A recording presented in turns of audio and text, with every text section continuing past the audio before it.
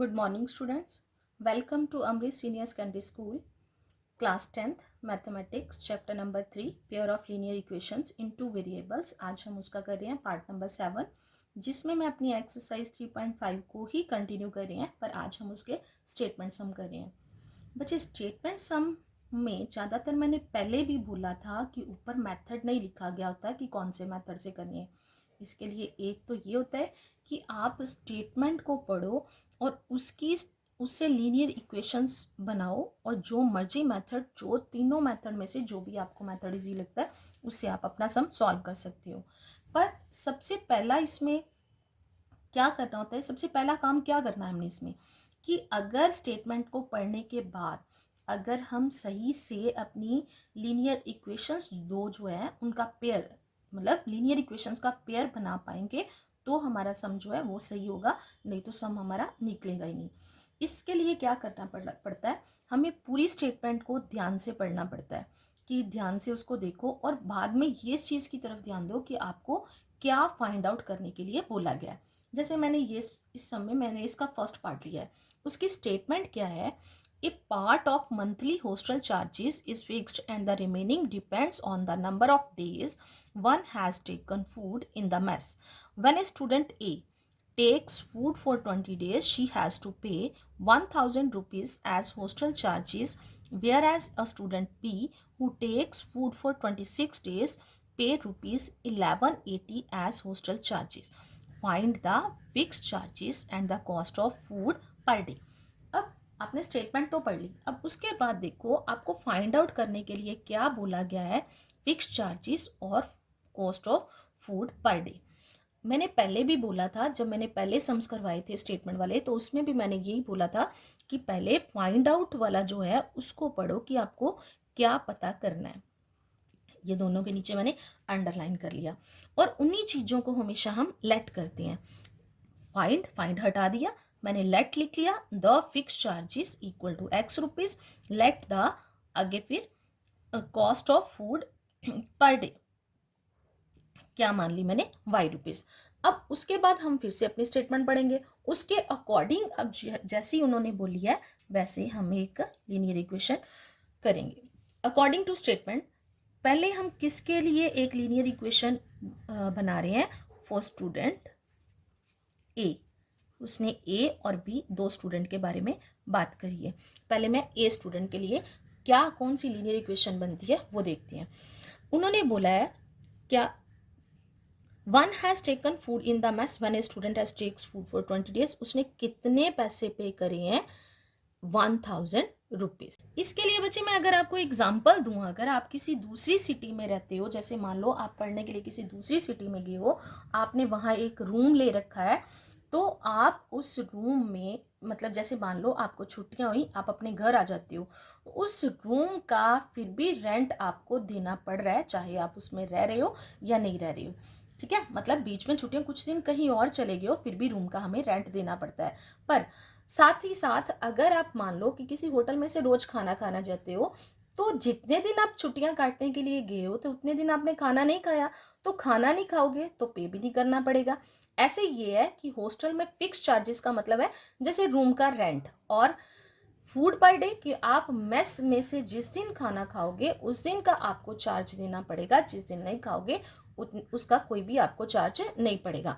अब स्टूडेंट ए ने क्या करा है, उसने 20 डेज खाना खाया है, तो उसके लिए फिक्स चार्जेस मतलब ये हो गया, रूम का रेंट तो पड़ेगा पड़ेगा। अगर एक दिन का खाने के जो चार्जेस है, कॉस्ट है, मैंने वाई रुपीज़ मानी है, तो उसने टोटल कितने दिन खाना खाया है, 20 डेज, तो एक दिन का वाई तो 20 डेज का 2y। ये दोनों मिला के जो है वो टोटल चार्जेस उसको कितने देने पड़े हैं, 1000। ये मेरी बन गई फर्स्ट इक्वेशन। फिर ऐसे ही अब उन्होंने स्टूडेंट बी के बारे में भी बोला है, फॉर स्टूडेंट, यहाँ मैं लिख लूँगी बी। अच्छा, उसके लिए भी बचे फिक्स चार्जेस तो वही रहेगा, मतलब जैसे रूम का, पर उसने खाना कितने दिन खाया है, 26 डेज के लिए, तो 26 इंटू वाई, तो उसको पे भी ज़्यादा करना पड़ा, 1180। दूसरी इक्वेशन ये बन गई। अब इन इक्वेशन को सॉल्व करके मैंने x और y की वैल्यू निकाल ली है। यहाँ x क्या है, फिक्स चार्जेस, और y क्या है, cost of food per day. तो यहाँ बच्चे मेथड नहीं लिखा गया होता, यहाँ मैं कोई सा भी मेथड लगा लूँ, मैं यहाँ एलिमिनेशन मेथड लगा रही हूँ। अब इसमें देखो, अगर इसकी फर्स्ट टर्म और फर्स्ट टर्म इसकी दोनों की देखो तो वो ऑलरेडी इक्वल है, मुझे किसी भी नंबर से ऊपर नीचे मल्टीप्लाई नहीं करना पड़ेगा। और ये इनके कोफिशिएंट भी, मतलब यहाँ 1 है यहाँ 1 है, कोफिशिएंट इक्वल है। अगर कोफिशिएंट इक्वल हो और जो साइन है वो सेम हो तो उसके लिए हमें इक्वेशन को क्या करना पड़ता है, -1 - 2। और अगर पहले से ही ऑपोजिट साइन हो तो हम इक्वेशन को करते हैं प्लस। यहाँ आ गया माइनस, यहाँ भी आ गया माइनस और यहाँ भी आ गया माइनस, ये साइन मैं चेंज कर रही हूँ।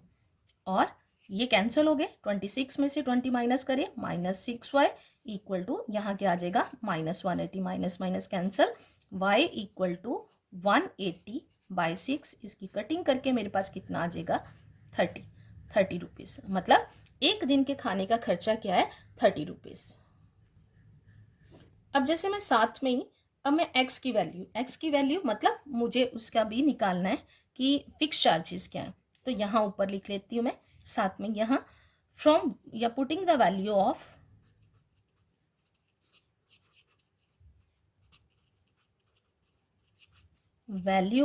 y इन 1, दोनों में से किसी में भी भर सकते हो आप, फर्स्ट में या सेकंड में, दोनों में से किसी में भर सकते हो। फर्स्ट इक्वेशन क्या है मेरे पास, x + 20y इक्वल टू 1000। अब मैं यहाँ y की जगह y नहीं लिखूंगी, क्या लिखूंगी, 30, मतलब 20 × 30, 20 और y मल्टीप्लाई हो रहे हैं। और यहाँ क्या आ गया मेरे पास, 1000। x प्लस मल्टीप्लाई करेंगे 600 इक्वल टू 1000, और x इक्वल टू 1000, 600 इधर प्लस का है, दूसरी साइड जाके किसका आ जाएगा, माइनस का, तो क्या आ जाएगा, -600 इक्वल टू 400 रुपीज़। देयरफॉर हम यहाँ लिखेंगे क्या, फिक्स चार्जेस कितने आ गए, fix charges x equal to 400 rupees, और पर डे फूड चार्जेस क्या है, y इक्वल टू 30 रुपीज़। ये आपका आंसर आ गया। अगर आप इसको चेक भी करना चाहते हो ना तो आप अपना आंसर चेक कर सकते हो। अब देखो कैसे, कि अगर यहाँ आप इस इक्वेशन में फिल करते हो तो यहाँ x की जगह 400 प्लस 20 × 30 कर दो तो 600, 400 प्लस 600 कितना आ जाता है, 1000। अगर दूसरी इक्वेशन में भी पुट करते हो, यहाँ भी वैल्यू पुट करके देखोगे x और y की, तो आपका आंसर जो है 1180 आएगा। इसका मतलब क्या है कि ये जो हमारा सम है वो ठीक है। अब अच्छा देखो, सेकंड सम जो है मेरा वो क्या, फ्रैक्शन वाला आ गया। इससे पहले भी बहुत सारे फ्रैक्शन वाले सम आए होंगे, और किसी भी एक्सरसाइज में कोई भी फ्रैक्शन का सम आ जाए तो जैसे फ्रैक्शन का हमें पता है कि फ्रैक्शन किसके इक्वल होती है, न्यूमिनेटर बाय डिनोमिनेटर, मतलब ऊपर वाले पार्ट को न्यूमिनेटर बोलते हैं और नीचे वाले पार्ट को डिनोमिनेटर बोलते हैं। और जब भी कोई फ्रैक्शन वाला सम आता है, हर सम के लिए यहाँ तक सम का सोल्यूशन सेम रहता है। उसके बाद हम अपनी स्टेटमेंट पे जाते हैं और उसके हिसाब से जो है वो हम जो अपनी लीनियर इक्वेशन है वो बनाते हैं। जैसे फ्रैक्शन है तो लेट द न्यूमिनेटर, जिसको हम n से लिखते हैं, equal to x, let the denominator, जिसको d से लिखते हैं, equal to y। Therefore fraction equal to क्या होती है, n/d इक्वल टू x/y। मतलब कोई सा भी आपको फ्रैक्शन वाला सम आएगा तो यहाँ तक जो है वो आपने सेम ही सॉल्व करना है। अब उसके बाद बच्चे, अकॉर्डिंग टू स्टेटमेंट उन्होंने क्या बोला है, फ्रैक्शन बिकम्स 1/3। एक फ्रैक्शन जो है 1/3 के इक्वल हो जाती है, बन जाती है when 1 is subtracted from the numerator, जब उसके न्यूमिनेटर में से 1 सब्ट्रैक्ट मतलब माइनस कर दिया जाता है। यहाँ देखो उन्होंने बोला मेरे पास जो फ्रैक्शन है n/d का तो कोई काम नहीं, ये तो फ्रैक्शन मेरी x और y है, उसके न्यूमिनेटर ऊपर वाला पार्ट है, न्यूमिनेटर में से मैंने 1 सब्ट्रैक्ट कर दिया, डिनोमिनेटर की कोई बात ही नहीं करी, मैंने डिनोमिनेटर ऐसे का ऐसे ही रहने दिया, तो इसकी वैल्यू किसके इक्वल हो जाती है, 1/3। अब इससे हम लीनियर इक्वेशन बनाएंगे, 3 इस साइड जाके मल्टीप्लाई हो जाएगा x - 1, और इस साइड y 1 के साथ हो जाएगा तो क्या आ जाएगा, y। अब जब यहाँ से हम इक्वेशन बनाएंगे तो 3 दोनों के साथ मल्टीप्लाई होएगा, 3x - 3 इक्वल टू y। तो जो इक्वेशन बनेगी 3x, y को इस साइड ले आएंगे, -y इक्वल टू 3। ये मेरी फर्स्ट इक्वेशन बन गई, क्योंकि हमने जो x और y है उसको इस साइड पे रखते हैं और कांस्टेंट टर्म को हम दूसरी साइड पे ले जाते हैं। अब दूसरी कंडीशन के अकॉर्डिंग क्या है, अब फिर से अकॉर्डिंग टू स्टेटमेंट उन्होंने क्या बोला है कि इट बिकम्स 1/4, ये 1/4 बन जाती है कब? When 8 is added to its numerator, sorry denominator, जब 8 इसके डिनोमिनेटर। अब न्यूमिनेटर के बारे में कुछ नहीं बोला, वो x रह गया, और डिनोमिनेटर में हमने क्या ऐड कर दिया? 8। तो फ्रैक्शन की वैल्यू किसके इक्वल हो जाती है? 1/4। ऐसे ही इसको मल्टीप्लाई कर लेंगे, ये 4 इस साइड मल्टीप्लाई हो जाएगा 4x, और y प्लस 8 को 1 के साथ मल्टीप्लाई करेंगे तो y प्लस 8। एक्स वाई वाले दोनों टर्म्स एक साइड पे ले जाएंगे, 4x minus Y equal to 8। ये क्या बन गई मेरी दूसरी इक्वेशन। इसके आगे हमने फिर से जो मर्जी आप मेथड लगा सकते हो, उसी हिसाब से हम सम को सॉल्व कर लेंगे। जैसे अब बच्चे देखो, अब मेरे पास दो इक्वेशन आ गई, मैंने यहाँ लिख लिया अपने पास, मैं इस साइड लेके जा रही हूँ फ्रॉम 1 एंड 2, दोनों को मैं लिख रही हूँ। तो क्या है मेरे पास? पहली equation 3x minus Y equal to 3, और दूसरी इक्वेशन है मेरे पास 4x minus Y equal to 8। मैंने नंबर एज इट इज़ इसको 1 और 2 दिया है। अब आगे देखो बच्चे, यहाँ अगर मैं x के कोफिशिएंट देखूँ, यहाँ 4 है, यहाँ 3 है, तो उसके लिए मुझे ऊपर वाली इक्वेशन को 3 से और नीचे वाली इक्वेशन को ऊपर वाली इक्वेशन को 4 से और नीचे वाली इक्वेशन को 3 से मल्टीप्लाई करना पड़ेगा। पर दूसरी तरफ मैंने जब पिछली वीडियोस में ये मेथड करवाए थे तो मैंने बोला था कि किसी भी कोफिशिएंट को आप इक्वल कर सकते हो। तो यहाँ y का कोफिशिएंट ऑलरेडी इक्वल है, साइन सेम है, तो क्या करेंगे हम? इक्वेशंस को क्या करेंगे? माइनस। अब जब इक्वेशंस को माइनस करेंगे, यहाँ मैं लिख रही हूँ 1 माइनस 2 कि मैं फर्स्ट में से सेकंड को माइनस करने लगी हूँ। ये प्लस वाला माइनस में चेंज हो गया, ये माइनस था ये प्लस में चेंज हो गया, और यहाँ 8 प्लस का था ये माइनस में चेंज हो गया। इसका मतलब क्या है? ये नहीं अब कैंसिल हो रहे, y वाली टर्म्स कैंसिल हो रही, क्योंकि y वाली इक्वल है। अब 4 में से 3 को माइनस करेंगे तो क्या आ जाएगा मेरे पास? Minus x। मतलब 4 में से 3 माइनस करते हैं तो कितना आता है? 1, पर बड़े नंबर वाला साइन। और यहाँ 8 में से 3 को माइनस करेंगे तो क्या आ जाएगा मेरे पास? -5।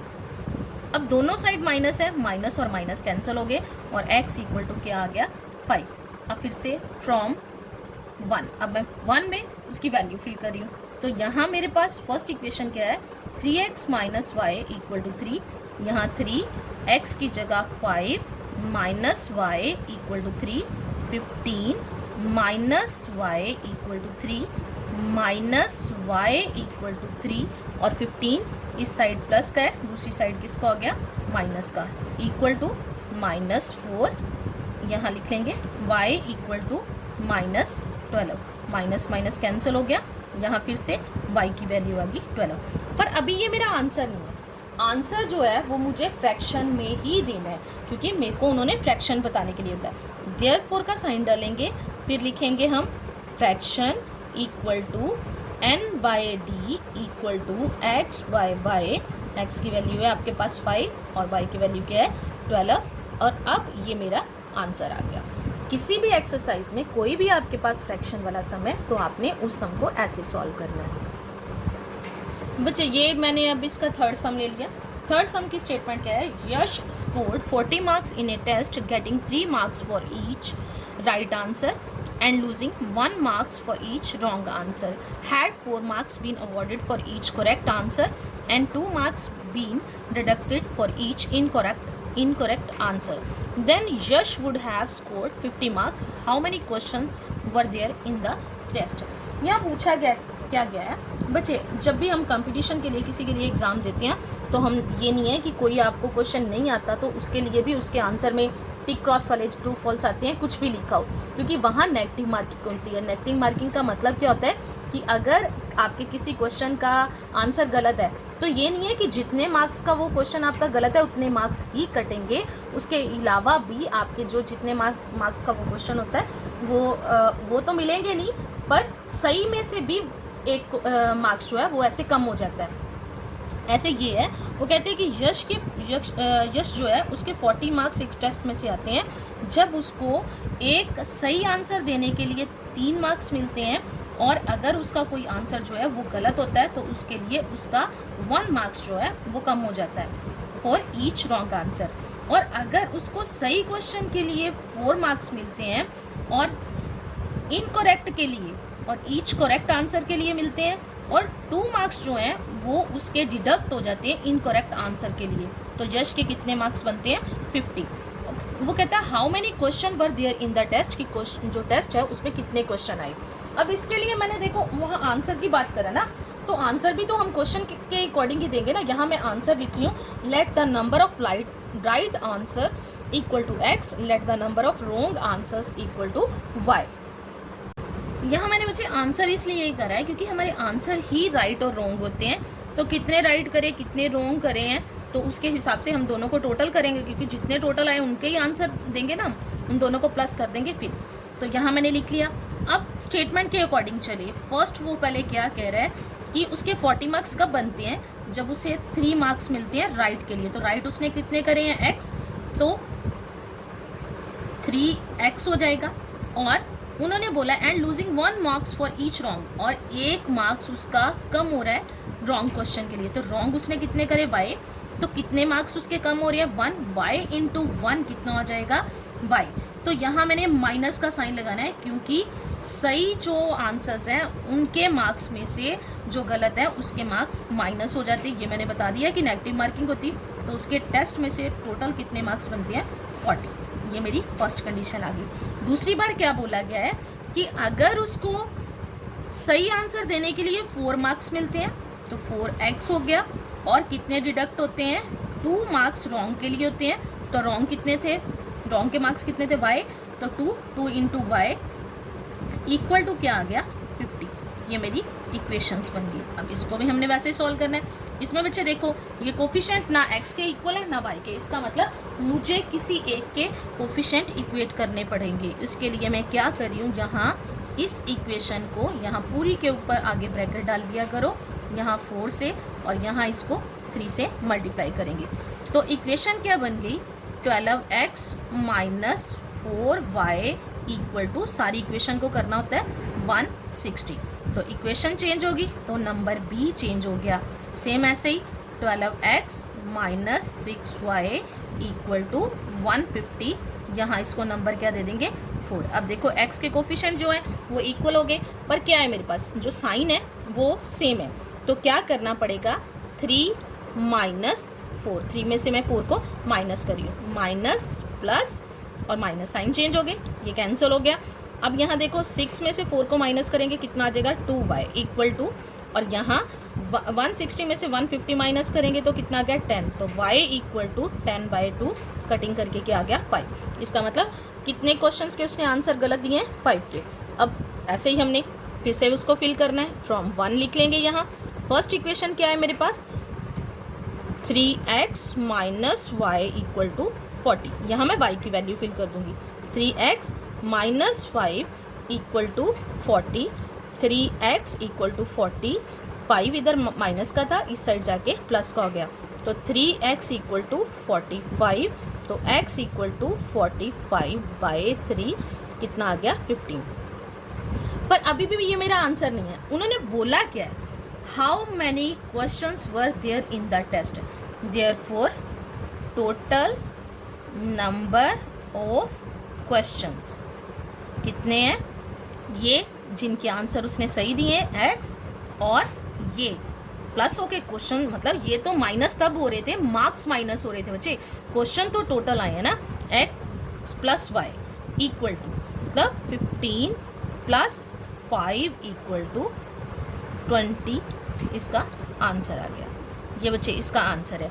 आज मैंने आपको ये 3 सम स्टेटमेंट वाले करवाए हैं, और नेक्स्ट इसके बाद बच्चे मैं आज आपको जो होमवर्क दे रही हूँ वो आपकी बुक में से नहीं है। मैंने पिछले वीडियोस में जो मेथड करवाए हैं उन्हीं मेथड के बिहाफ पे आज मैं आपको होमवर्क के लिए कुछ सम दे रही हूँ। और ये वाले जो सम मैंने वीडियो में इसमें करवाए हैं वो भी जो मैंने खुद से यहाँ सॉल्व करे हैं वो भी आपने अपनी फेयर कॉपीज़ पे करने हैं, और जो सम मैं आपको होमवर्क के लिए दे रही हूँ वो भी सम आपने अपनी होमवर्क कॉपीज़ पे करने हैं।